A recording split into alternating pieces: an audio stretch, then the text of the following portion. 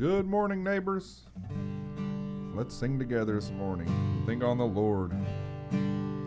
The Father has a plan, though it's hard to see it now.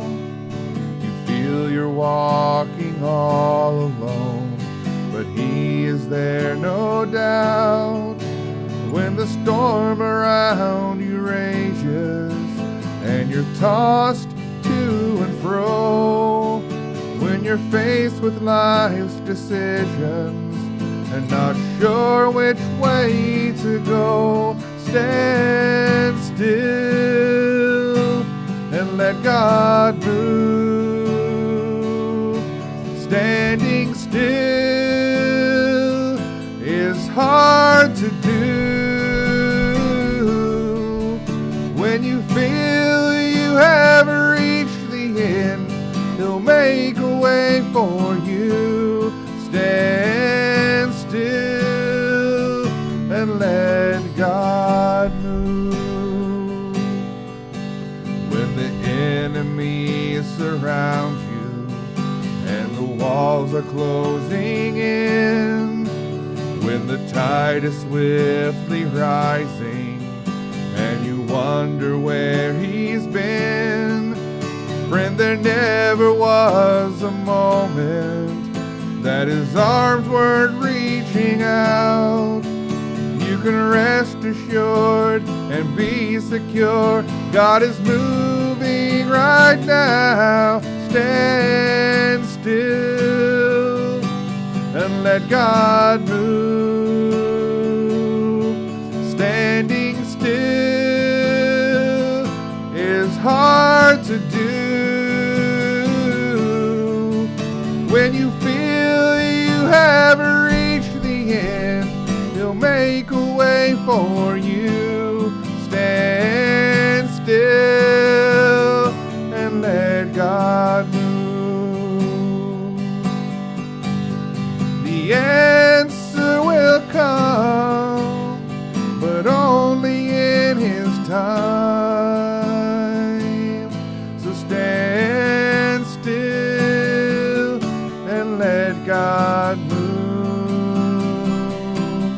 Stand still and let God move.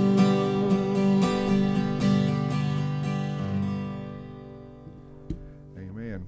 It's interesting when you think about that statement, stand still and let God move. A lot of times when we don't get an answer quick enough, now with God, a lot of times we'll give a little more patience, but when you want answers, you know, you'll look at an elder in the church or the ministry or someone and say, hey, I want answers. I don't want answers right now. You know, you'll start pressing that, and yet God is saying, you know, if someone's listening to me, they're going to have to stand still and let me move and let me speak. And a lot of times we don't really like to do that. We're not very patient people.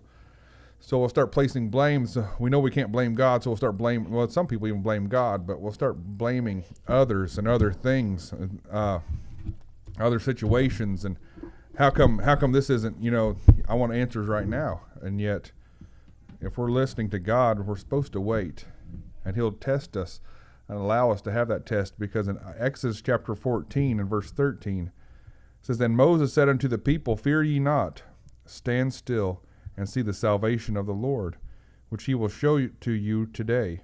For the Egyptians whom ye have seen today, ye shall see them again no more forever. So we know this story when Moses goes out to the Red Sea and with the children of Israel, and Pharaoh's hot on their trail, and they don't know what to do.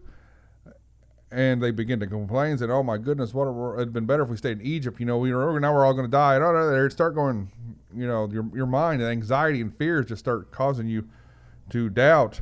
But Moses, who God is speaking to, God speaks through Moses. Fear ye not, stand still, and see the salvation of the Lord. See what He's going to do to save us.